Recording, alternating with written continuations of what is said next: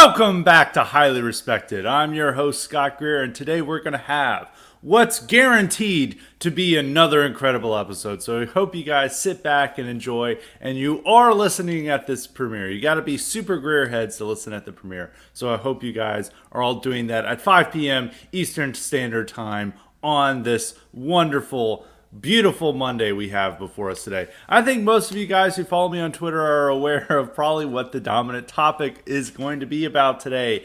It's going to be about colleges and whether young conservative teens or right-wing teens should go. And my answer in the affirmative is yes, they should go. And I will lay out those reasons and go into a lot of this anti-college mindset, which is, of course, comes from a justifiable place. I mean, there was an incredible book released a few years ago called No Campus for White Men. I'm not sure who wrote it, but it came out and outlined the case of why universities are getting worse and are corrupt or anti-white, etc. And there's several reasons why people don't like college. I mean, kids aren't learning as much as that they should have, skyrocketing student loan debt, the insane costs, of course, that go along with it. There are many reasons to be anti-college, but I think that, unfortunately, in our society today, if for much of what you want to do, and also in some ways to obtain the type of status, and it's not like a, kind of a condescending, arrogant way of saying this. It's more of just pointing this out. If you're a young kid without, not sure what to do, in some ways it is still, or in a lot of ways, it's still better to go to college, depending on who you are. So we'll go straight into this, into why I think that it's still a pretty good deal for why you should go to college, and where a lot of these critics are coming from and demanding people do not go to college. So this has become a big theme among mainstream conservatives. I know that there is a type of an issue with some of my podcasts where I go into extremely online arguments, and some of the people that I'm arguing with are, just random wignets or just some other type of small internet right-wing faction, such as some of those people supporting civil war, or those who are rural revolutionaries, and many, many other groups. And I try to, make a policy to keep most of those me going off on internet feuds to IQ supplements, where the super hardcore Greer heads can enjoy all the feuding that they want. And some of these topics, I try to keep it on broader topics for the main episode. But the college thing that is uniting both the kind of extremely online right, the people who are promising a rural revolution in the next 5 years, along with mainstream conservatives, because this is prompted by mainstream conservatives saying this. It was prompted by Tucker Carlson continually telling people not to go to college. There was a big Matt Walsh thread last week where he went off on saying, don't go to college, went viral, got at least a few thousand likes and retweets on that, on his tweet. So this is very much a common aspiration for conservatives, and what they're always telling kids to do is to not go to college, but to go to a trade school instead, and to just not go to college in general. And there's so many people. I mean, Charlie Kirk just had a book come out called The College Scam, getting heavily promoted by Fox News and other conservative media. So this is like a big thing. It's not just me arguing against an extremely online section of the right, even though most of the people that I was quote tweeting and dunking last week, of course, are not Matt Walsh types, even though some of the people were huge Matt Walsh fans. So I try to get this into a broad topic that the right in general, it's not just like our sphere of the right, the online right, but it is the right in general, mainstream right, Fox News right, talk radio right, that is very much into this idea of not going to college and going to trade schools instead. And so why do I think that young conservative teens should go to college? Well, I think as I've always made this point, is that a lot of the people who are into news and politics are not the kids that should be getting the message that they shouldn't go to college. And this is not like saying okay, those are the complete idiots and we're not reaching them. And it's just like saying the kids who are probably not the type of people to go to, who are not the types to succeed in college and would be better off going to trade school, are probably not the kids who are really knee deep into news and politics in high school. that could be changed now. But I mean, I'm not that I'm, maybe I'm not close to high school age anymore. But I remember back in my time, even the kids who, weren't college material were not interested in much of anything. Maybe they were like into music or video games, but they were definitely not into news and politics. And judging by like Zoomer culture today, I don't think that these kids who are not college material are really closely watching Tucker Carlson every night and following along to Matt Walsh. And they're especially not listening to highly respected. Maybe they are, but or Nick Fuentes or any of the other major online right, dissident right people. I don't think that's the type. There is certainly a need for society to reduce the amount of people going to college. We are having too many people go to college. I will admit that. And I will say that it would be better if, high schools offered other alternatives to kids who are not clearly college material. The kids who are struggling in English and math, who are going to have to take remedial English and math in college. Those kids should be said, hey, there's other opportunities for you that would probably be a lot better for you. You're going to waste a lot of money going to college. You're probably not going to succeed. You're eventually going to drop out and you're still going to have a little bit of debt from that. How about you go into this path instead? And I think it would be much better if high schools like pick those kids out and were like, you're going to have to take it. I would say that's like a really good standard. If you have to take remedial math and English, and when you go into college, that you probably should not go to college. And I did not go to an elite school. I think people are always like trying to claim that I'm trying to claim elite status. I am clearly not elite status. I mean, being a canceled racist podcast or right-wing podcaster is, of course, we're not a racist here. That's just what we're quoting. We're quoting the SPLC and other people. Being that type of category, you're not an elite. And also, I did not go to elite school. I went to a shithole state school because, well, for various reasons, but not because of grades, but because my whole high school emptied out into the flagship university at UT. And I was like, I don't want to go to college with the people I just spent 4 years in high school with. So I was like, I'm going to go to the other state school. And that was basically the gist of it. And I also had a terrible guidance counselor and just take terrible advice from people. It's like, it doesn't matter where you go, just go to college. I was like, okay, I'll go here for no thought at all. But anyway, I mean, that's a long digression. That's probably a discussion for another day. But when it comes to the college I went to was filled with people who shouldn't go to college. I mean, we had the graduation rate, I think, was over 6 years, not just 4 years, but over 6 years. It only was like 39% of kids graduated. And I remember there were so many people who were having to take remedial math and English at the university. And it's not just like remedial like math where there was like math 105 and math 106.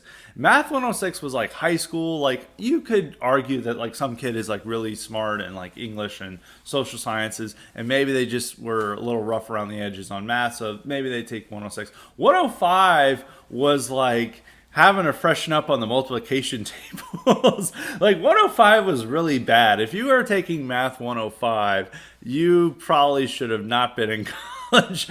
And a lot of kids were having to take math 105. And it was like even some kids had to take remedial English and all these other courses in there. And that's why there was like just kids going straight 38% graduation rate.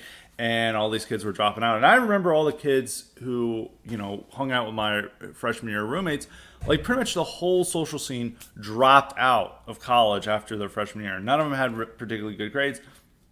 And sometimes there's this like idolization of these kids who are there, that they're just too masculine and too smart for it. And like a lot of these kids are just, spending their whole time smoking weed and playing video games. That's what my roommates did. None of them ever worked out. None of them were really that ambitious. And also another thing is that a lot of these conservatives imagine that the kids who aren't going to college are really wise with their money and know what's to invest, and they're saving up for a house. And I was like, I remember one time these kids got, they were my roommates. I think they like sold weed or something, and they got a lot of money for that. And they're like, what should we spend this money on? And of course they bought a longboard. So it wasn't quite the, that they're all like, I know what to do exactly with this money. I'm going to invest this in a Roth 401k. I'm going to invest this in starting to build a business. And this is what always the impression is that these conservatives, like, they imagine that it's like this hyper smart, extremely mature 18-year-old who just exactly knows what he wants to do. And he's like going to go to trade school. He's going to save up every nickel and dime he has to save it for a business or a house or something to build up for his future. And that's what he's going to do. And it's like, even for like the kids going to college who are like really smart, they're like idiots with like this. Like, you're 18 years old, especially in how America is now. Like, I can only imagine how much worse Zoomers are in terms of their maturity and the responsibility and how to like manage their lives. Like, I remember when I was like 18, I was an idiot. So were pretty much every 18-year-old. And that was, in the millennial days. And now we have Zoomers, which, you can see these TikTok clips, you can see the news stories, you can see the studies, you can see how these kids are, saying about how many of them struggle with stress and anxiety and want like workforces that are more accommodating to their stress, anxiety, like overwhelming majority. And you have to think, it's like, do you really think that all these kids are just going to be, 18 years old, get out of high school, they're fully prepared for life, and they're just like, I know what to do with my life? And it's also weird that a lot of the implication of the anti-college stuff is saying that high school is a good enough education. Like, you got a great education through high school. And it's like, have you guys been watching the Libs of TikTok's video? Have you guys been following along with any of the insane stuff that's being pushed through in our high schools now and middle schools and like primary education? Like, what do you guys think is like happening here? Like, what do you guys think is like going on? Like, no, this is, they are not prepared at all for anything out of high school. And a big reason that people still go to college is that it's like meant to mature them. Now, like, granted, it's probably not worth the price tag, or it shouldn't be as much as like cost to mature them. But there are very few instances of where you take a very immature person or an average 18-year-old, and you make them grow in their social skills and realizing responsibility and how to be, take care of themselves and, gain a work ethic, which they would have not learned in high school. And a lot of the college work, I mean, of course, a lot of people are not going to retain what they learned in college. A lot of it's not very good, whatever. But a lot of it is about like these kids being pretty much on their own, figuring out that they need to go to class, they need to study on their own without like a teacher hassling them, without their parents like supervising them to do like all this homework and like get the papers in on time and study and be on time at class, and that they are responsible for themselves in a relatively closed environment. So it gives them a level of freedom to learn responsibility and develop as an adult. And some people aren't capable of developing it. And I do realize that is like pretty expensive for this process. But unfortunately, the way that modern life for high schoolers and teenagers, it doesn't teach them much responsibility or doesn't really mature them. And it doesn't turn them, at 18 where they're able to be an entrepreneur. I mean, the idea of like the average 18-year-old being capable of being an entrepreneur is just preposterous. And even like doing something else, like, I mean, sales or something, like nobody wants to buy like a car from an 18-year-old, especially an 18-year-olds now. And so it's like looking into these alternative life plans, I think it's not good. The only other thing you could say is like equivalent to that is like the military. But you don't have that necessarily closed environment. Most of these guys in the military, they have to learn through worse mistakes than they would make in college. Like, I mean, if you talk to anybody who's been in the military, they talk about how like this guy will marry the first woman that has sex with him, and then that leads to a lot of disaster. They talk about how they get scammed and buying a car they clearly can't afford, and just like, they rack up a ton of credit card debt because they just don't know how to deal with this stuff. And even the military knows this is a problem, and always like, hey, don't do that, like, please don't do that. And it seems like in college, I'm sure you have a lot of not the marriage and the car stuff, because these guys, nobody in college has that type of money to buy a car for the most part. And also, most people aren't just like marrying the first person that they have sex with in college.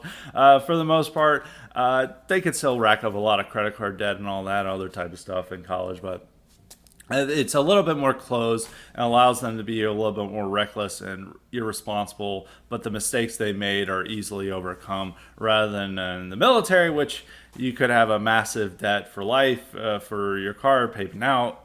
The difference is in college, you could have massive debt for life simply paying for college. So I understand that discrepancy. But there's like very few opportunities for kids to really develop themselves, even if they went the trade school route and they're making good money. The people that they're going to be surrounding themselves with are generally the ones who didn't have the ambition, didn't have the drive and desire to go to college. And some of these kids may be like on a successful trade school path, and they're saving up their money and they know what they want to do in their life. There may be people like that, but I remember, as once again, I'm not that old. I remember the kids who stayed behind in college didn't go to college.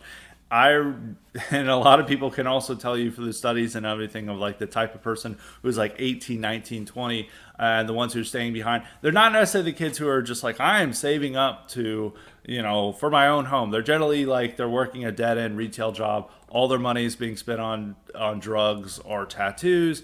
They're not really the winner types. The women who stay behind are generally stupid and are not the type you want to have start a family with. And of course, there's some exceptions to that. Because one thing is that all this message about not going to college is primarily directed to young men. It is not directed towards young women, and also there's already a dearth of young men going to college. It's that now it's under 40% of incoming college students are male. Over 60% is female. Well, some, there might be non-binary and other gender identification, but we'll say it's 60% female. And it's overwhelmingly women who are going in, and most of the quality marriageable type women are going to be going to college. I know there are exceptions. Of course, this is not like a declarative statement saying that all women who don't go to college are complete trailer trash who are going to have like 8 kids out of wedlock. That's not what I'm saying. But I'm saying that generally the women who have the intelligence, who have like most of their shit together, you're of course going to have the crazy libtards. And of course, college does have a more negative influence on women than it does men when it comes to making them libtarded and leftist. I think if you're like a guy going to college and you're thinking about changing your gender, that would have already come out in high school, or even like this real push towards leftism. I mean, sure, there's like some instances of men becoming more leftist, but I think this is more of a female phenomenon, and there are so many examples. I mean, if you go on TikTok of like my glow up are these things. Like I'm not on TikTok, so I just mainly see these things through Twitter and what people tell me. And there are countless examples of this, like nice girl who was like a soccer player. She looked like, a normal pretty girl. And then in college, she like shaves off her head, has a septum piercing, has tons of tattoos, and she's like down with a white supremacist patriarchy. And I think that's like the extreme example. But I think a lot of times, even the type of women who maintain a normal look, who are not like shaving off their head or dyeing their hair purple and becoming lesbian or what have you, like this rebellion against their parents, like even them are going to become more libtarded through what they hear in the classroom, because women generally respond more to authority and to the herd of what they're telling them to be respectable, while a lot of the guys will probably just be spending their time in college just like trying to party and do that type of stuff, which probably makes them more resistant to being indoctrinated. Of course, there are male examples, but I think it's primarily a female phenomenon. But that makes it interesting, because the main reason that conservatives don't want their kids to go to college, outside of cost, is that they're worried they're going to be brainwashed into leftists.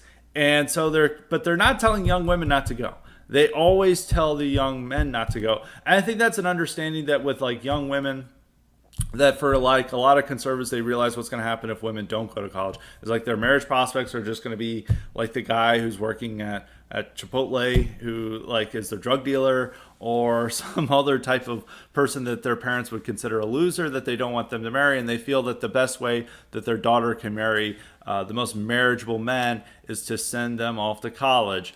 And that's like an understanding that still, like, if you want to have, the best social connections, are be surrounded by the right people and be able to find a spouse that is, you're not going to be, have sleeve tattoos and talk in Ebonics, that you're going to have to go to college to find them. A big reason to go to college is simply for the socialization. I mean, not in like socialism, turning it into the socialist, but like properly socializing them and getting them into a nice social network of people that they can like, get jobs through and, find meaningful connections and like potentially find a wife or husband.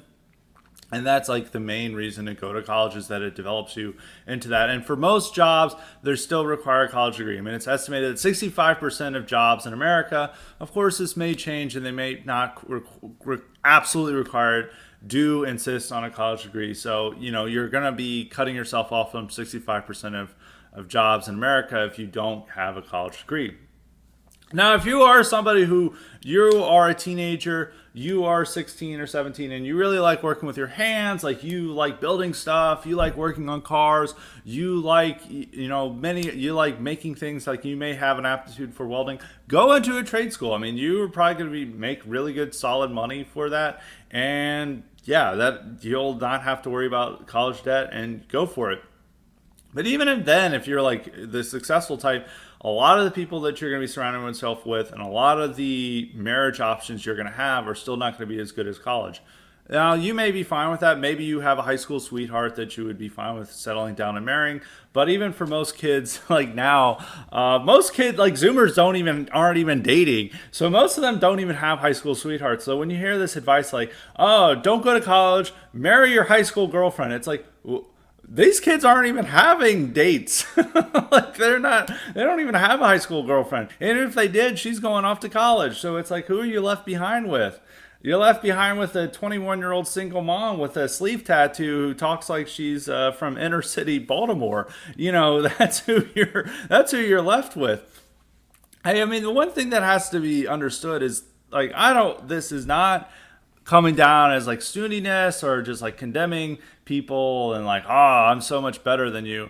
But a thing that has to be understood is that the white working class now has significantly degenerated from what a lot of the boomers and Gen Xers remember it. Now, guys who are living in rural areas and working class jobs, who are over the age of 40, solid types, that is really a huge part of the Trump base, is like those older Gen X boomer white working class types. That is like the fundamental base, generally solid people, upstanding people who are that. But for whatever reason, like the millennial and Zoomer element are very different. Is like that is where all the drug abuse is happening. Some of this is not their fault, but it's like just the decay that has undergone, or that has been suffered by the working class and these rural areas, where a lot of the jobs that they would have had 40 years ago are no longer there. There's limited job opportunities. There's far more drugs around in the system. Their friends are into drugs, so they're going to get involved into it.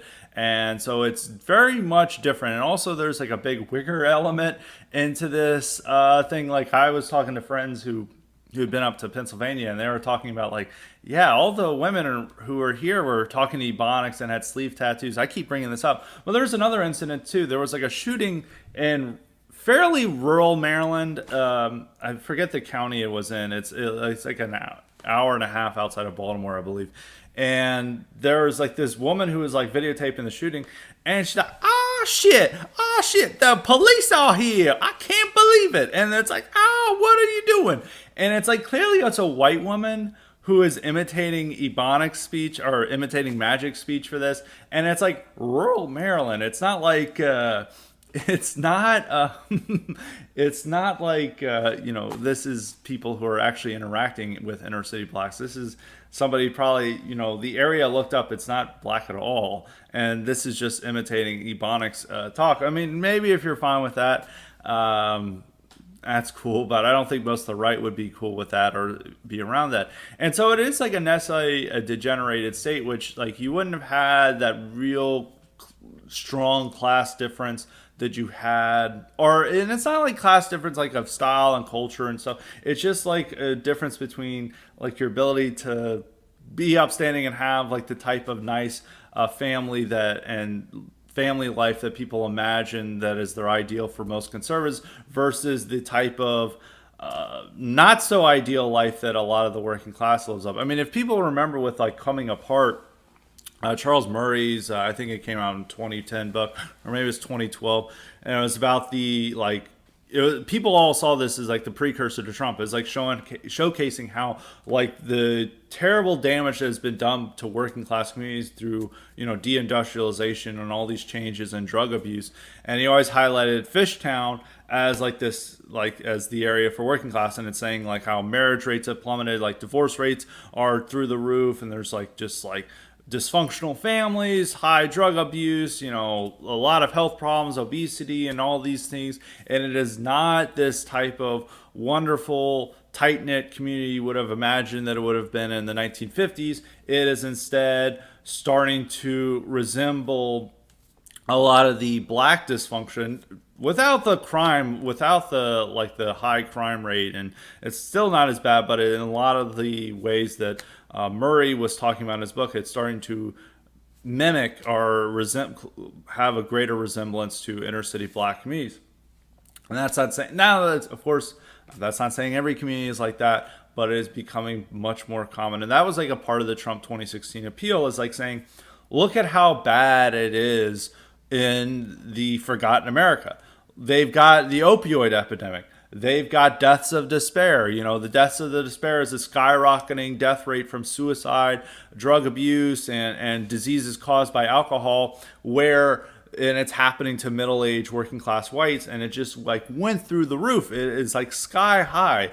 And these were all elements that were used in Trump's campaign of like, we have to do something to fix this. Like, there is a real problem with white working class that has, a lot of it's been, differences and things outside of their control, of course, with deindustrialization and the drug epidemic that is happening. And we want to do something to fix this and help these people get jobs. And now the right has changed from seeing that, like, rural America, white working class America, as this apocalyptic area, to now they view it as Atlantis, where, there's like totally happy families, no tattoos in sight. Everyone is making six figures. Everyone is like drug free. This is like the ideal life. And it's just like not fitting at all with the reality. In 2016, the right, centered around Trump, understood this reality. And now, for 6 years later, apparently, and all these people hate Trump too. Most of the people who indulge in this type of fantasy hate Trump. But if somehow Trump turned these areas from, Fishtown, as depicted in Charles Murray's book, to Atlantis. Like, it's just like a golden arches and like flying spaceships and stuff. And it's all you can all find this in rural America. And it's like, there are some nice places. There are some places that are free of this decay, but many places you'll go to, you'll see people ODing in a Walmart parking lot, and it's like very grim. And it's not like just like making fun of them. Like, this is not a matter of making fun of them. It's just saying like, this is a major problem that we should work to resolve, and deluding ourselves into thinking that this is like the golden land and there's no problems here, and it's like there are no obesity and all these people are healthy, fit, like doing push-ups in their locally owned grocery store parking lot, and there's no drugs or tattoos. And you're just like, that's not like life for these people. And a big reason to like go to college is that people want to avoid that trap of being stuck in one of those towns. And the way they think that they can escape it is by going to college and getting a degree and going into a much more resolutely middle class and moving to the suburban area rather than a rural area. That's a big draw for them. That's like a lot of where a lot of the intelligent, ambitious people in those places, they may love their town, they may love their family, but they realize like, if I stay here, I'm going to end up like a lot of these people, and I got to get the hell out of here. And that also contributes to the further decay of these places, because there's a massive brain drain, and all the people who may, if they stuck around and maybe got the right tools, they could maybe help fix the place, but these people just want to get the hell out of there and leave. You could maybe argue, but I think if follow the conservative advice of just like becoming a plumber, they're not going to have that ability to do that. It'd probably be that they get a college degree, they come back, and they figure out ways to solve a lot of their issues that are happening in that town. But instead, they'd rather get a job in the city or the suburbs. So it's not this golden life if you don't go to college, which is almost like too much promise. Like in some ways, when it's the groups of people telling kids not to go to college, they're like, your life is going to be amazing, which in some ways is how boomers were telling millennials what their life would be like if they got a college degree. And no, that didn't turn out the way. But I would say if you go by your chances, depending on who you are, going by your chances, your opportunities in life are probably going to be more by going to college rather than not going to college, which is not to say you can't have a successful life, wonderful family by not going to college. And there are several times that you could go to college and have a college degree and end up very bad situation. I mean, none of these things are guaranteed, but I'm just saying by the percentages of how it turns out, you're still going to have more opportunities by going to college than by not. But still, it might not be the right choice for you.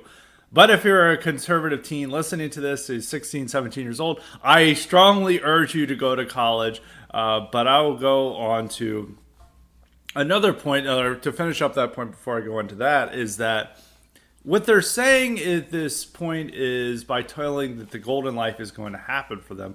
And a lot of times, it's not going to be a golden life, even if they get a trade and are successful in the trade, because you have to remember there's a ton of work-related injuries in this. And a lot of the deaths of despair are coming from people who, they badly hurt their arm and they were, they could no longer work, and they succumb to, drinking a lot more and being depressed. And then by their 50, by 50, they've decided to either try to kill themselves, or that they've, the substance abuse problem is so bad that it's caused major health problems, and, they're not going to live very long.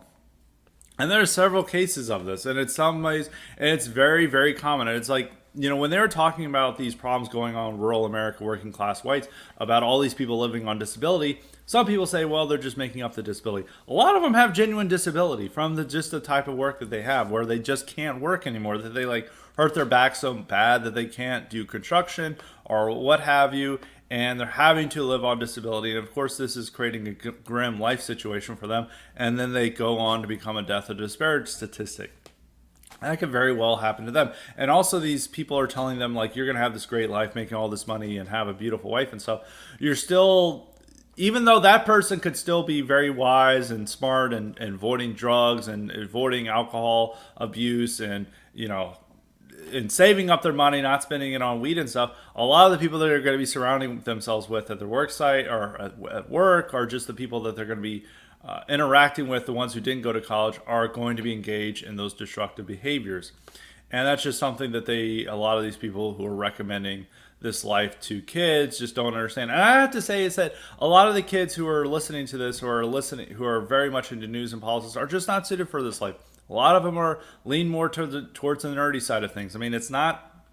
That's like who's into news and politics. They're better off going into a white collar field and going to college than going to blue collar field. And we need those people to go into elite fields. And I use the term loosely, and it's not about I'm elite, you're a prole or whatever. I'm just saying elite in some ways of going into a high power law job, or doctors or engineers. It's a very broad term that I'm talking about.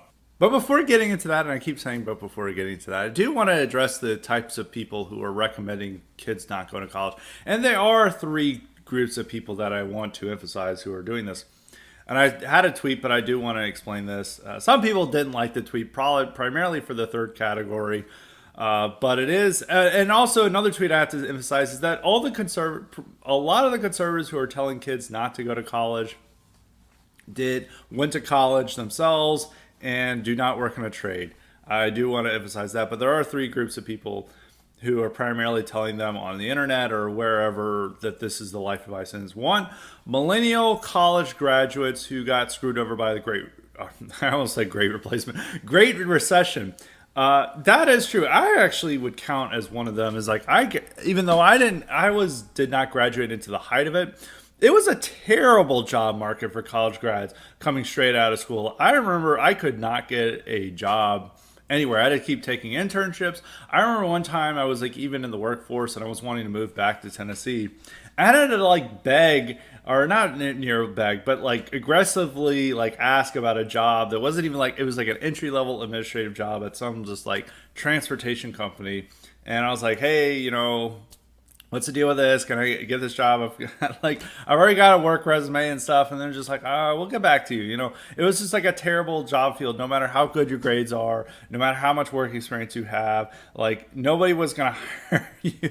And this was like even somebody I had a social connection with too, and it was like still impossible to get a job. And I knew so many people like that. And it was even worse for the kids or for the guys who were graduating into 2008, 2009, 2010 with the economy. And so these kids, they went into college. They're no longer kids anymore. They're in their 30s. They're millennials. They went into college expecting it would be the ticket to the middle class. Instead, they got out of college. They couldn't find the job that they wanted. They accumulated a lot more debt than they thought they would have. And, maybe that their situation has improved since, the early 2010s, but they still have that residue of, of negative thoughts or just like negative energy that happened when they got out of college and they felt they had been screwed and robbed by going to college and it had not turned into the guaranteed ticket to the middle class. So that's understandable. Other group of people are successful boomer and Gen Xer college grads who actually achieved the American dream through their college degree, but they love watching Mike Rowe and they feel like these young Zoomers like don't know how to fix a tire or replace a tire, which is probably true, and that these kids all need to go out and get these dirty jobs that Mike Rowe highlights, and so they watch them, and it's like a way of just like, and they're just like have no understanding of what the modern working class is like and what their life entails. They just watch Mike Rowe, and they have these fantasies of what the working class was like from their days growing up in the 50s, 60s, and 70s, and they just think that all kids can do this and make a lot of money. And they read like one article saying that like plumbers make six figures, and so thus they think that kids need to go there. And the one legitimate reason is that they watch these campus insanity stories on Fox News and hear about it on talk radio, and they're like, this is outrageous. I don't want my kid to interact with that. Which I understand that's probably the worthwhile argument for that. And the third category are, I use the term bitter, and it's not so much like saying that these guys are losers or something, but I think that a lot of these people who are making these arguments display an awful amount of bitterness. They're generally the most hostile to this idea, if you ever tell people to go to college, is these kind of blue collar types who, for whatever reason, couldn't go to college. They wanted to go to college, and they couldn't go, and they have a type of resentment towards the idea of people who went to college, and it's a desire to feel superior to college grads. So then they brag about how they make, 3 times more than most college graduates. I'm not sure about that. They may make a pretty good living, but they do feel that, a lot of their opportunities were robbed by not going to college, and thus it's becoming more of a cope. Now, some of the people, that's not, I think those are three. There's also a third category where these people are not bitter. They had a successful life through not going to college. They made great money and they have a nice family, and they think that people should follow their path. And there is an opportunity to follow that path, but it's not I don't know if I would say it's the overwhelming majority of people who follow that path end up with the success that those people who are not bitter would have. And even I think a lot of the bitter people realize that there's like problems with their life, is that like, they gain injuries and they're not being able to work. They do have to worry about, opioid abuse around their community, and maybe their kids getting into it. That stuff that like kids who maybe, in a more middle class background they're still susceptible to drug abuse, but drugs I would say of a different kind, but maybe is not susceptible to the opioid epidemic as people coming from working class communities. And it was like the same with like the crack epidemic in the 80s and 90s. I mean, it's like kids in the suburbs were probably not as susceptible to crack as kids in the ghetto were, and that's just the fact of life that was happening there.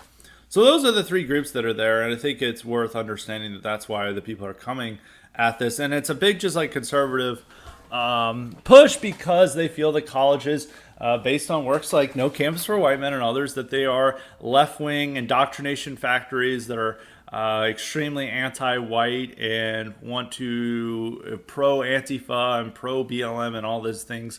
And so they get really into that. But the problem we have with that saying, like, yes, we all know that colleges are left-wing indoctrination centers, they're controlled by the enemy.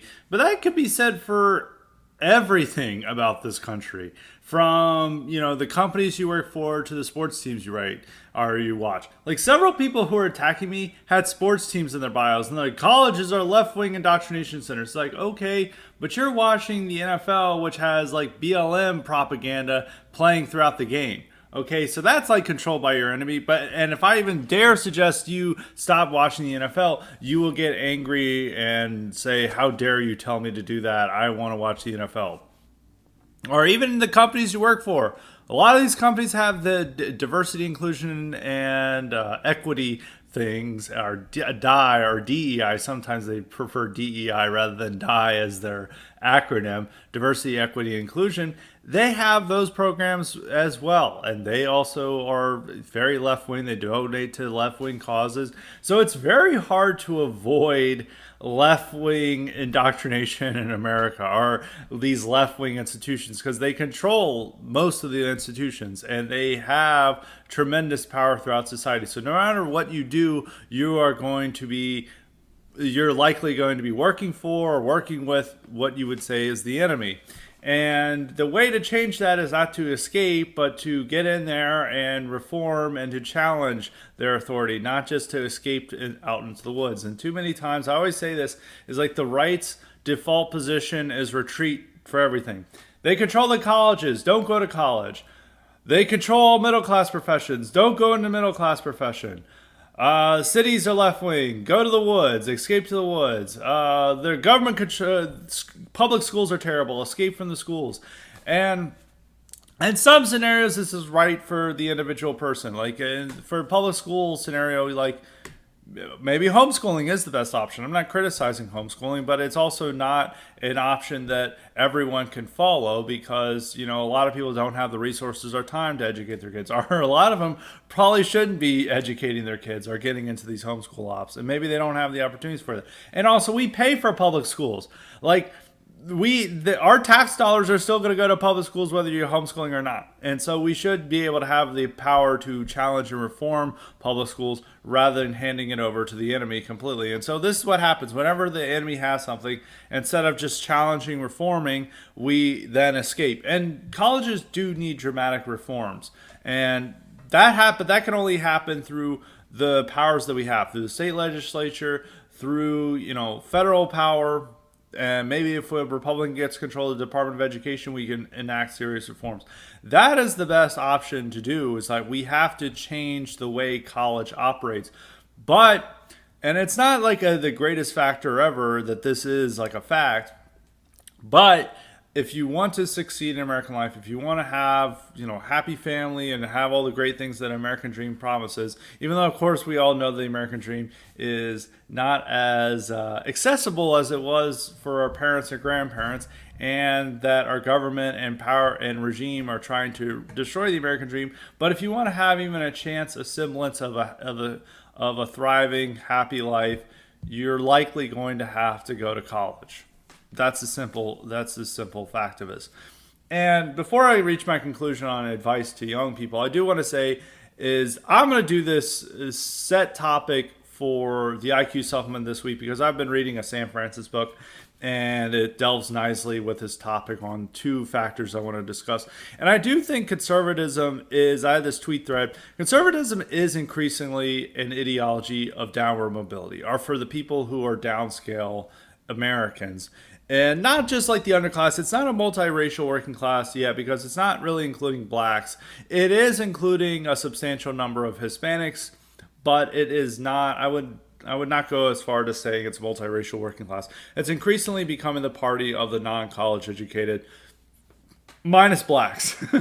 Minus blacks. Blacks are not. The only black, actually, I think if they look at the factors, college educated blacks are more likely to vote Republican than non-college educated blacks.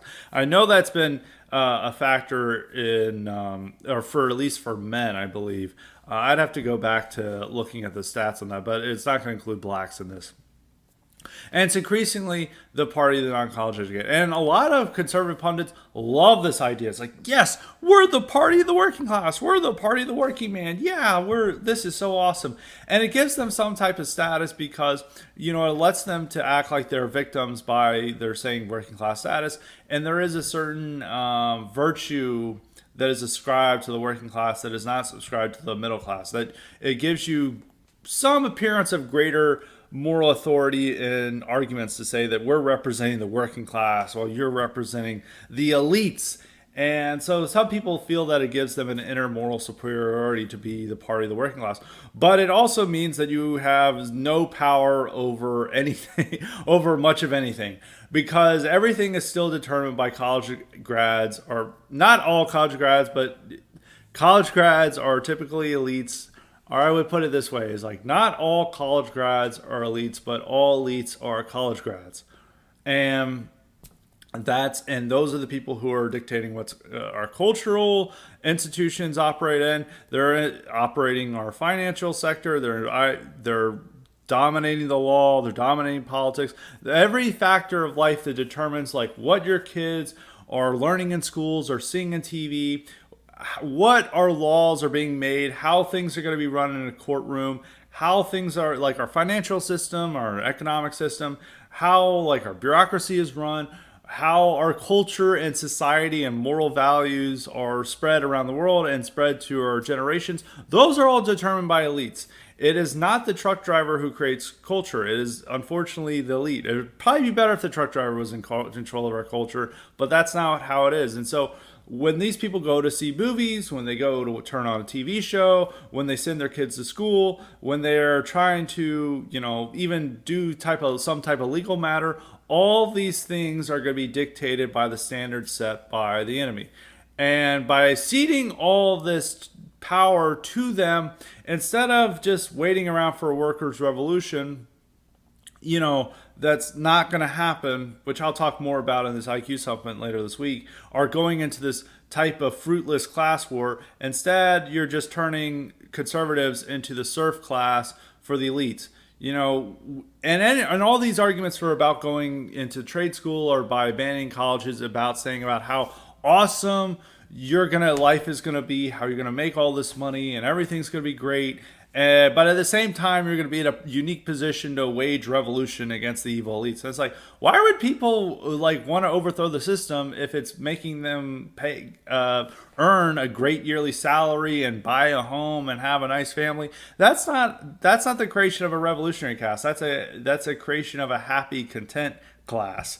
And oftentimes, this class will not have necessarily the status of serfs. Well, and sort of they will, or feel like they're serfs because they're able to enjoy, at least part of the American dream. But when it comes to power into society, they might as well be serfs because they have no control over the culture. They have no control over the institutions. They have no control over the law, and they have no control over politics. It's all entirely in the hands of those who went to college-educated elites, and those people are going to be operating on a turbo-liberalist mindset that is just going to impose all these terrible things on the serf class that they need to believe, that your kids need to change their gender, these kids need to apologize for their white privilege, etc., etc. This is all going to be the fate for the serf class if they're there. And there's been several examples of serf classes that they were able to have lots of kids and maybe have a good income, that they're there, but they're ruled by people who, see them as lower than them, and that they are going to rule over them, and they have to accept their fate. I mean, a lot of people like to bring up the Coptic Christian, comparison in Egypt, which, these people were able to have lots of kids, maybe, and sometimes they were able to have some degree, good living, but at the same time, they're ruled by Muslims who may one day just decide to murder a bunch of them in pogroms. And they have no power to resist because they have no control over these institutions, and they have no power in society. So it's a way of just turning them into happy serfs rather than into a class that can actually challenge power and challenge the authority and change America and make it much better. And I do worry about that thing when it's just telling kids hey, instead of trying to be elite, why don't you just settle for cleaning the toilets of the elites? And it's not how you gain power or you hit back at libtards, as people want to say. And so my concluding advice on this is like, I have a lot to say on the topic of the right's embrace of class war and this hope and dreams of a worker revolution. But I'm going to talk more about that in my IQ supplement later this week, because I've got a lot of other topics to get into. I want to talk to about before, and this will just go on for another hour. And I think I've talked enough about this subject. But I want to get back to the advice or conclude with advice to young people is that one thing I learned, and even looking back when I was a teenager, is I got terrible life advice from people. People, and most old people don't know real good advice. They try to see through the lens of how they grew up and what life was like back then. And life is very different from now than when it is for you. And even life for when I was growing up in the 2000s is very different from the life of Zoomers. I mean, not very different, but it is still differences. But I think if you're listening to this, if you're a teenager and you're into reading, you're into learning about current events, and you're learning into the world around you, you are probably much more prepared for college than a lot of your peers. You're probably smarter than your peers, and you have probably the aptitude and skills to rise up in our society and to be in a position where you can actually make a difference in the world around you. And I don't think that you should, maybe if you really want to do something with your hands, or you much prefer manual labor and being outside and doing that stuff, more power to you.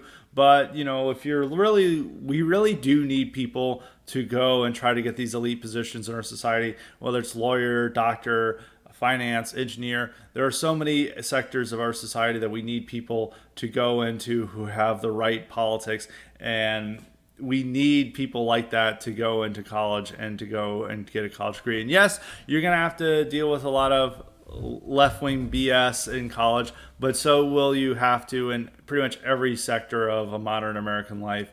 And so there's really no escape through this except for victory, as I always like to say. So don't ruin your life by listening to people on the internet. Think through these things smartly and think through what is right for you. But if you're somebody who's doing very well in high school and you're somebody who's like very interested in like current affairs and you like to read, I would highly recommend going to college. And we need people like this to go into college to obtain, to have the power or the ability to attain these type of degrees and knowledge that will allow them to rise up in society, and that we can have a cadre of people who are willing to challenge the prevailing order and be in a position to take, handle the levers of power if there was a change in the social structure of America or the change of power in America. And so we need people. We can't just like hope that we have a workers' revolution and all our plumbers and truck drivers will figure this out. We actually do need people there who know what they're doing. And in the same case is like you can't hope that a bunch of accountants can just automatically turn into welders overnight. It's the same when it comes to a lot of these white collar positions. So that's my only thoughts on that. We'll have more talk about this in the IQ supplement. So this is carrying along with that. But now I'm going to go on to other topics for today. So I've got two more topics I want to talk about before I get to the cognitive elite question. The first topic I want to bring up is the elections from last week and what that means for 2024, what that means for the midterms, and I'll go into that. For the most part, the election results were very good. Pretty much the candidates who favored America First positions were the ones who were winning. All across the board, every Trump endorsement except for one, and this was a guy in Washington, Lauren Colt, not Kent. Appears Kent is going to win, which Kent has a lot of problems. I mean, if you guys remember, he had this really cucky disavowal of Nick Fuentes, and he's like talking about inclusive populism, but he's still a Trump endorsee, and the person he's running against, the other Republican, is like horrible on these positions. But I'll leave it to people to decide on Kent. But there was another guy, Lauren Culp, who was running against another person who had Newhouse, who had voted for Trump's impeachment, and Newhouse barely skirted by to go into the general election against a Democrat. And Trump had endorsed Lauren Culp against him, but Culp lost barely. And that presents the only defeat for Trump on election night, depending on how the Kent race goes. I mean, maybe Kent could still lose. It's still a little too early to tell, but people are saying that he's actually going to pull out a win, which would be a win for Trump.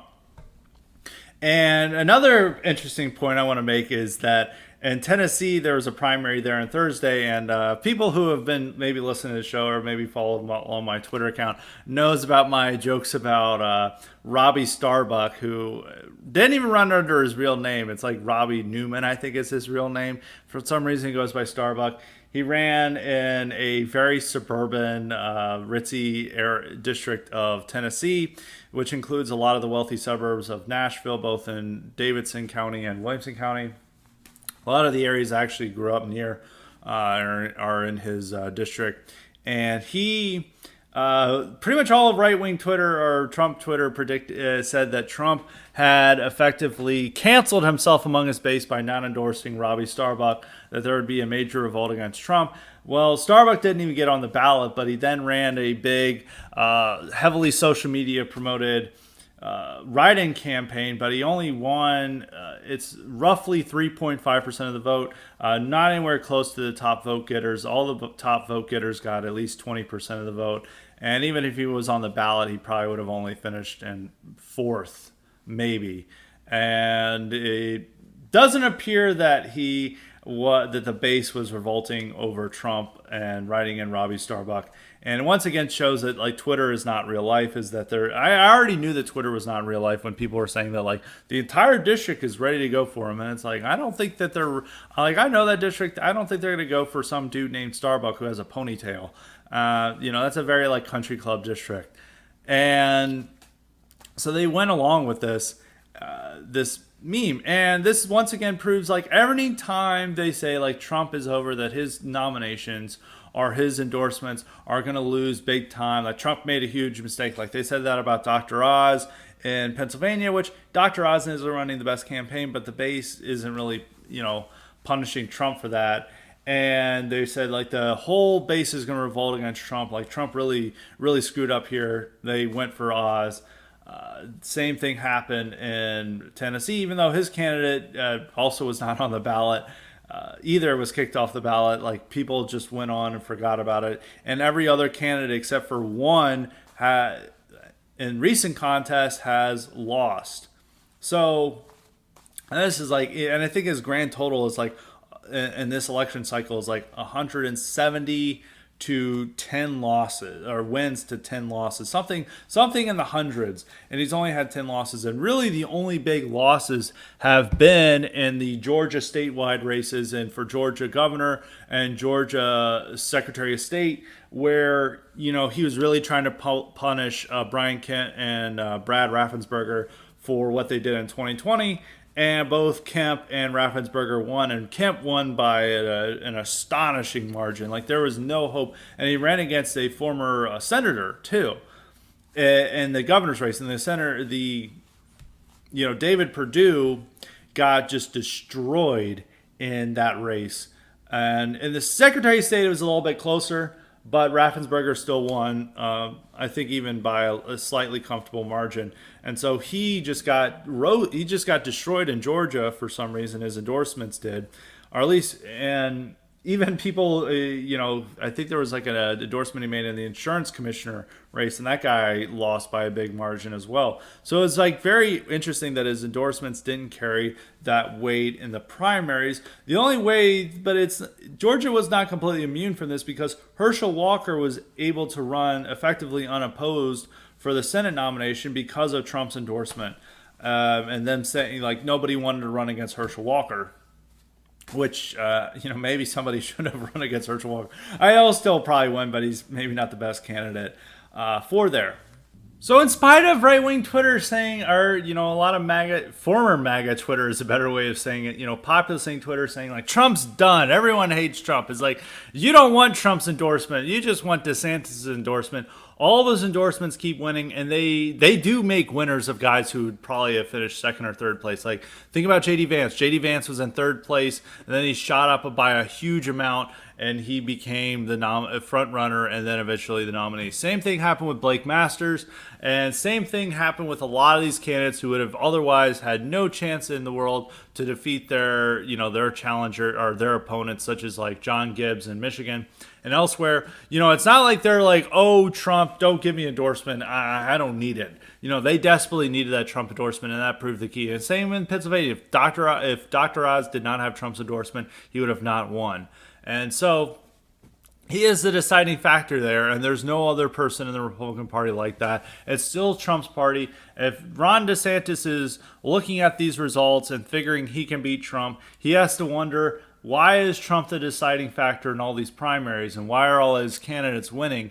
Does that mean I'm going to win against him? Probably not. So it's not, once again, people don't trust what you're seeing on Twitter. It's mainly driven by some weird animosity towards Trump, and they just think that there's some never Trump but from the right that they try to gonna try to engineer. But there is no never Trump or Trump from the right. All the people who are taking out these moderate Republicans are doing so under the banner of Trump and Trumpism. They're not doing it under the banner of DeSantis. It's not really secretly DeSantis who they're after, and some of these people try to claim that. It's just ridiculous. It's Trump who they're after, and the only way that they can to defeat these people is under the banner of Trumpism, not under the banner of Ron DeSantis or never Trump but from the right. And they're going to try to do never Trump from the right in the primaries, the 2024 primaries, and it's going to fail miserably based on these results we're already seeing in the primaries for the midterms. So that's something to keep in mind. I think the primaries you should be very white-pilled about. It does show a much better GOP emerging. I think particularly in Arizona, I think both Blake Masters and Kari Lake are incredible, and if they both win, that's going to be a big, big message to the GOP. And I think also Kari Lake could be potential running mate for Trump if she wins. I think she could go a long way. And I do really like most of these candidates and what they stand for. And I think if you're somebody who's like America Firster, you've got to be very optimistic about what you saw last week from these results. And these are going to continue to carry on. And we're still waiting for the big victory and Liz Cheney losing her seat. So that'll be great. I think that race is next week. So that's something to keep an eye out for. The other result I want to talk about is the weird result that happened in Kansas when it concerned abortion. Now, when I first saw this result, I was like, this is not good for the pro-life side at all. It's like, this is very bad. If in a reliably red state, it's not the reddest state in the union. It's states like Alabama and Mississippi and Oklahoma are a lot more conservative than Kansas. Like, Kansas is still a state where Democrats have a potential to win. I put it on the same level as like Kentucky, Missouri, Indiana, those type of states. Reliably red, pretty red, but it's not like deep red like Alabama, Mississippi, and Oklahoma. So you have that, and they lost by nearly 60% to 40%. I think the final result 58% to 42% in Kansas on the bill, not to even ban abortion or specifically ban abortion, but to give the state legislature the power to change laws on abortion. And so you saw this like, wow, this is a pretty bad result. Then you saw the draft as it's written on the ballot. And you're like, I don't even know what this means. Like, everyone's like, this is like the most confusing language ever put into a bill or put on a ballot. And, it's simply saying like, you could be confused. You're not sure if like yes or no is like the pro-life answer. And so the confusing language, it basically makes it's hard to determine what this bill means. The only thing you can determine is that the pro-life side really, really messed up here by inserting in this confusing ass language when they should have just had a more direct language saying like, do you believe that the Kansas state legislature should have the power to restrict abortion? or something along those lines. And that would have given you a better idea of what these results mean versus this confusing language. I still don't think you could argue that it means something bad for the pro-life side and the how abortion restrictions are going to play out in the midterms, that they may be very unpopular, that the abortion issue may be a gift for the left. You could say these from the results, or you could just say that the pro-life movement really screwed up here, and you can't by inserting confusing language. And it's harder to say what this bill means, and it may have just been a fluke or an outlier. And so that's something to consider. But I do think there are concerns that something is afoot. It doesn't seem as guaranteed of a red wave as it did back in the spring. I still think it's going to be very good for Republicans, but you really have to look if it's not quite a red wave. If they only gained a few seats and maybe they Democrats retain the Senate majority. You do have to wonder what are the factors that cause this, and you would probably have to unfortunately include the abortion issue probably changed some minds, or if especially if it's looking like Republicans are losing white suburbanites and white college grads, which I talk about as a major problem with the parties. The parties increasingly losing college educated whites and other people across the board, and they're gaining just a little bit more of the Hispanic vote in exchange for that. But they're losing more voters than they're gaining is what I would say, and it's not good that they're losing college educated whites. And if there's a further decline in college educated white support for Republicans, you would probably say that abortion was a factor here. Maybe not the sole factor, maybe not the primary factor, but I think it is becoming a factor. Whether now the GOP just has to determine whether accomplishing one of their major policy goals is worth having disappointing election results. And I think they would choose a major policy victory over disappointing election results. So we'll have to see about that. So you're looking at that one vote. I still think it would say, but I'm not 100% certain. I would still say that it is a worrying sign about the popularity of the pro-life position and how that the abortion issue may affect the midterms. But I don't think it's as a sure thing as looking at the actual language that was put in the ballot. So that's my thoughts on that. So that's the end of that conclusion. I still think all that aside, I think the election results were very good, and we'll get the real cherry on top with Liz Cheney being defenestrated by her own voters in the upcoming Wyoming primary shortly. So get on look at that on the out. America First is on the rise. Nationalism is on the rise. The GOP is being remade to be a much better party right before our eyes through these primaries. And hopefully this trend continues going forward into 2024. Now for the next topic before the cognitive leak question is the Alex Jones trial. Alex Jones was found guilty for apparently suffered damages for saying that the Sandy Hook shooting was a hoax to the tune of nearly $50 million. That's a lot of money if you can't tell. And especially over the damages he allegedly caused by saying Sandy Hook is a hoax, which this is a weird standard. It really does undermine the idea of free speech, is that people are allowed to say ridiculous things no matter what they want and to go with these information. Of course, there's limits of like libel and defamation, which is what Alex Jones was found guilty of defaming some of these Sandy Hook parents for saying that they were involved in a false flag operation. You could argue that one thing is that Alex Jones actually apologized and said he was wrong. He's mistaken in this belief. And you have to realize, outside of the saying that this was lies or defamation or the technical definitions of the law, is that this was an entirely politically driven trial. You could see this just from how the trial was conducted with like cameras in there, which the whole time they were trying to impeach the existence of InfoWars.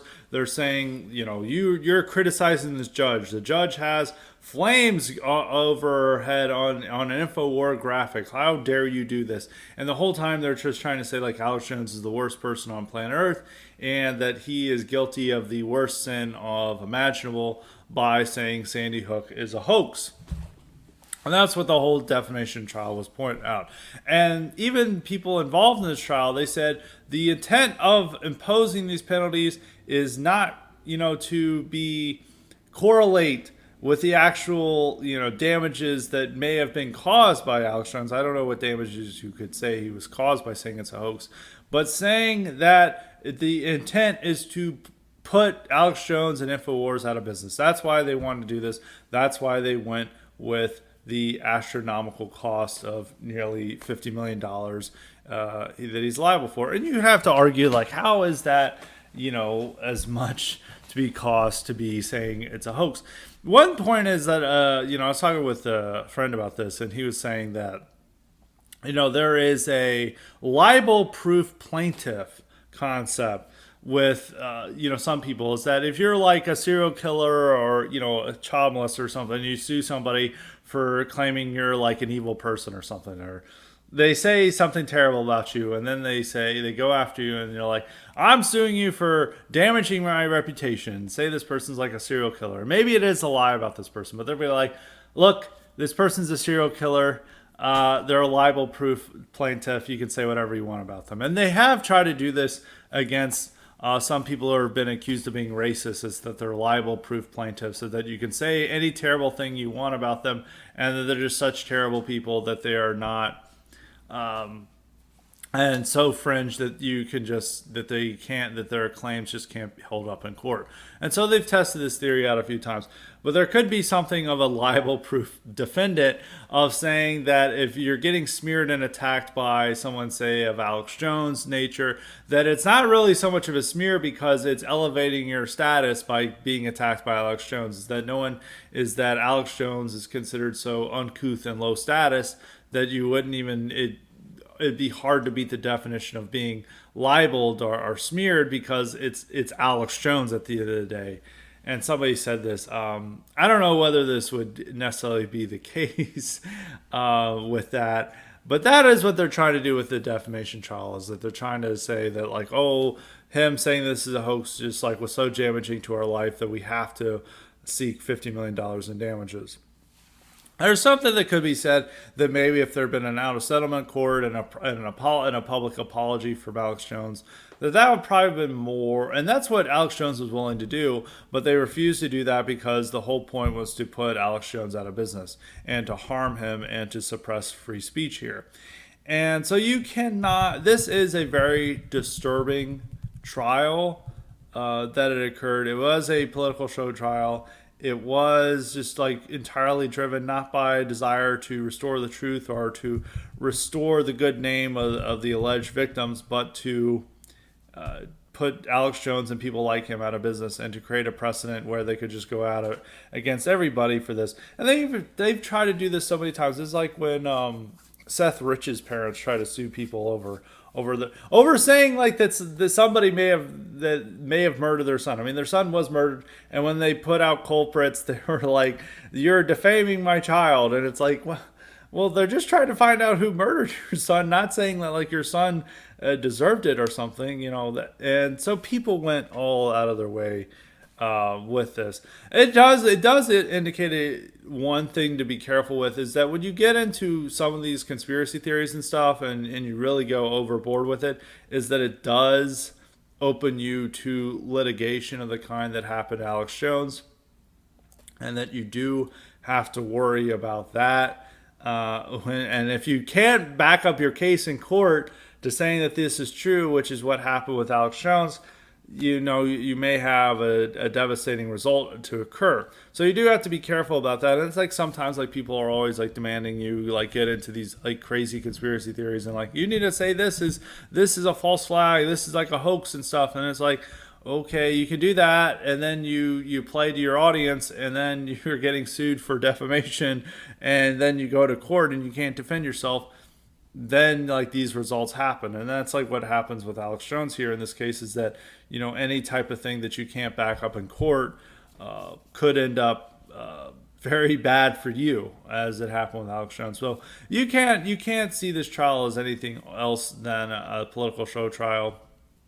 I mean, the fact is like, if I recall correctly, Alex Jones did offer an apology and said that he was wrong about he made a mistake about the case, and offered to make a private settlement, which, for whatever it is, would have been a much more reasonable cause, but they didn't want that. I mean, and as they said, both the judge and the lawyers in the case seemed eager to ensure that Jones, that they want to ruin Jones, and that's like the whole purpose of it. It's not about defending the good name of the plaintiffs. So that is, we could unfortunately see much more in those cases. And I think a major point I want to say is that a lot of people on the right have wanted an expansion of libel laws to make it easier to sue newspapers over libel. And once again, comes from very justifiable motives, because I mean, the media lies and smears people all the time, and it'd be better for the recourse to go after it. But I think is that people don't realize that this could also be used against our sites on our side, or places that are more in line with us, not just against the New York Times. And the major difference between a site like maybe Breitbart or InfoWars is that the New York Times has an infinite budget to deal with these cases. And Breitbart and InfoWars don't necessarily have the infinite budget. Like, they are much more shoestring operations.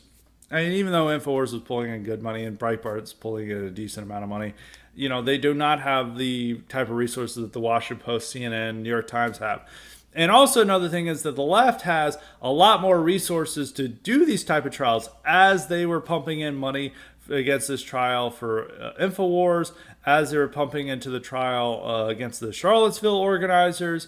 And they do this all the time, is that if they had the money to sue over libel, and the expanded definition of it, they loosened libel laws to not have such a strict definition for it, there would be a just avalanche of lawsuits being filed against conservative media, conservative people, and right-wing people to put them out of business. And they would have the money for that. And they would openly tout, like, the whole purpose of this lawsuit is to put them out of business. Look at what happened to Alex Jones. We want to replicate that with this. So what you would see is that AOC would basically sue anyone who calls her a socialist or a communist, or they say something about her she disagrees with on Twitter, and she would raise a ton of money to do it. And even if she lost in court, these conservative outlets have expanded a lot of money to defend themselves, then a lot of money that they didn't otherwise have, and now their operations are still ruined, even if they're found not guilty, or they're cleared in a trial. And so that's what the left would do, is that an expanded, a looser definition of libel law, or an expanded scope of libel laws, would ultimately be damaging to the right rather than damaging the left. And we'd all think that, like, we'd put New York Times, Washington Post out of business. It's more likely that we'd put all conservative media out of business under this standard, rather than the other way around. So that's something to keep in mind. I think, yeah, it is outrageous that they're able to get away with lies and smears and other things. But you'd have to think is that they have way more resources to wage that type of lawfare than we do at this present time. And the type of courts, imagine just like that judge hearing a case against like Breitbart for calling AOC an open borders enthusiast or something. She would somehow say that that's like libel law. And just imagine that judge hearing that case that you see in the Alex Jones case, hearing that case. How do you think it would turn out? Not very well. And so, I don't trust the legal system to help us in that regard, and when it comes to suing over this smears and stuff. And they've also been throwing out a lot of the Covington Catholic kids suits over media smears and other things. And it would probably happen the same with Kyle Rittenhouse as well. But people really want to do this, but I don't think the strategy works as intended. And that if we did change the laws on this, on the Sullivan versus New York Times, which was the case the Supreme Court did that created a strict definition for libel. I think it would ultimately hurt the right rather than the mainstream media. It may hurt the mainstream media a bit. It may make them a little bit more cautious, but at the same time, you just displaying true information, the liberals would love to sue over it, and it doesn't matter if they're going to lose in court. They're making you spend millions of dollars to defend yourself. And for them, that's the win because it's to put them out of business. And maybe it might put a lot of these people out of business. If there's such a prohibitive cost to doing news in America where you're going to have to spend, 6 figures or 7 figures to defend yourself in court on a yearly basis, you're just not going to get involved in that. And that will leave mainstream media in control of news and information in society. So that's something to keep in mind when looking at the case. And so it's terrible what happened to Jones. And it's, regardless of the Sandy Hook issue, you really have to see this as for what it is, as a political show trial. Now on to the Cognitive Elite question. As a reminder, you too can get the power to ask me questions or suggest guests and topics if you sign up for the Cognitive Elite option at Highly Respected's Substack. And that's at highlyrespected.substack.com. And make sure to sign up for the IQ Supplements while you're there. We're going to have a great one this week, building off what we've talked about today on today's episode. So this question comes from Patrick. He was asking essentially about what are my thoughts on monkeypox and how is it dealing with the gay community and et cetera, and what my thoughts on that and how the public health response to monkeypox is. And this is like a really interesting case, is that you have to remember is that we spent 2 years locking down, shutting down completely normal behavior, upending society to deal with a disease forcing people to mask outside, forcing kids to be masked 24/7, all these crazy things just to prevent, a disease that eventually we figured out over time is like how to deal with and how to contain, and we upended life. Now we have another disease, our virus going through, that's particularly striking gay men, or as the CDC director says, the men who have sex with men community. And we're seeing that it's being caused by a lot of their behavior of having completely unprotected sex or, group sex.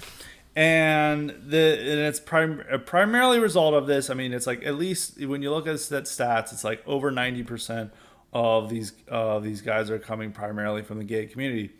And what is the health response? Instead, there are countless numbers of articles, wagging their finger at anyone who's like saying like, oh, maybe telling gays to like, hey, maybe, we, as a society, we were being forced to mask up at all times, not go outside, ruin our lives just for over coronavirus. And, there's a much clearer connection between your behavior and the spread of monkeypox. And we're asking you to at least be more protected and be smarter and restrained from more of your outrageous behavior. And the response instead is calling this like the real spread of monkeypox is homophobia and, bigotry. And we've got to avoid stigmatization. And there's just such weird things coming out of this. It's like very weird that like all these people and these guys will just like have these long Twitter threads of saying that they were like going to orgies and stuff. And like somehow they got monkeypox. And then they're like, this is really bad. And then there's like, but we're not going to tell people to avoid this type of behavior. And it's like, wait, what? It's like essentially like our response to COVID is, hey, this might be being spread by people coughing each other's faces. But so to stop the spread, we're going to all cough in each other's strangers' faces. And it's like, that is essentially what is the response to monkeypox. I mean, they're all lining up for the vaccine and other things, but it is particularly linked to behavior, if they want to stop the spread, just having like kind of a month or 2 month moratorium on a lot of this behavior probably would stop the spread and would be able to contain it. But no one is, people are afraid to go with this. It's even the same with the CDC director, Walensky, I believe, there's something of her name, who is just so nervous about pointing out of where this is coming from. She's like, it's coming from the men who have sex with men community. And she was like saying this in the context of like some kids who got it. And it's like, wait a minute, if they're coming from that community, it's men who have sex with men community. how did these kids get it? And then you're like, wait. And there's a couple of examples of kids getting it. Like, how are these kids getting it? And, we're not going to get answers on how the kids got it at all. So there's just like very bizarre. It is shining a light on the behaviors and activities of a lot of gays that otherwise, we want to pretend that the LGBT community is, just as vanilla and boring as like, what heterosexual couples do. But, seeing a lot of the things that we're seeing from the spread of monkeypox and just like their type of promiscuity, to put it there, you're like, this is pretty different. Like, and like a lot of straight people are like, what? Like, what is this? Like, this doesn't sound like what we've been told. And so it is shining a light on that. And Patrick was asking, is this a type of red pill moment for people?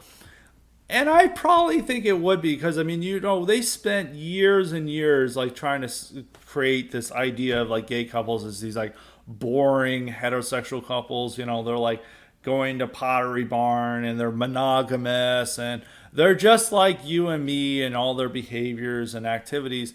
And now we're seeing, monkeypox and its spread and like the type of behaviors they're engaging in. It's very different from, straight people. And you're like, wait, what? Like that whole, like think of Modern Family, the two gay guys who are in a couple together. And they're just like the same boring monogamous couple as the other. And by boring as like by the standards, it's like, standard generic couple that as like the heterosexual couples in the show.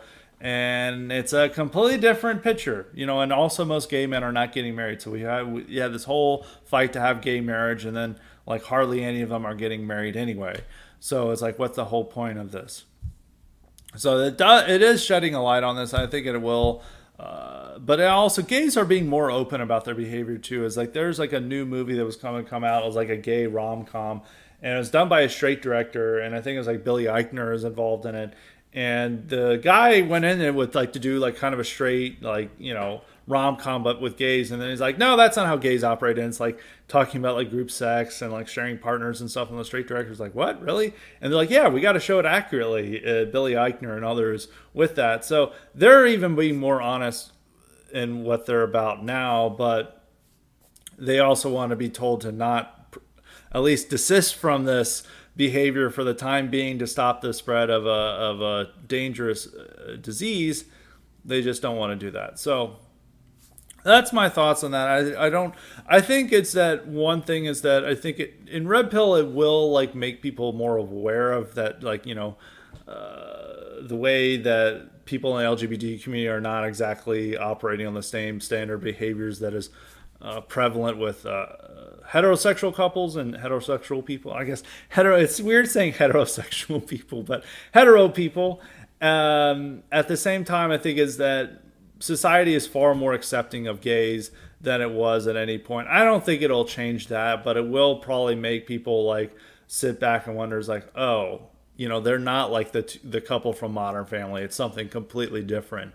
And so that will mark a change. And I guess you could call that a type of a red pill moment.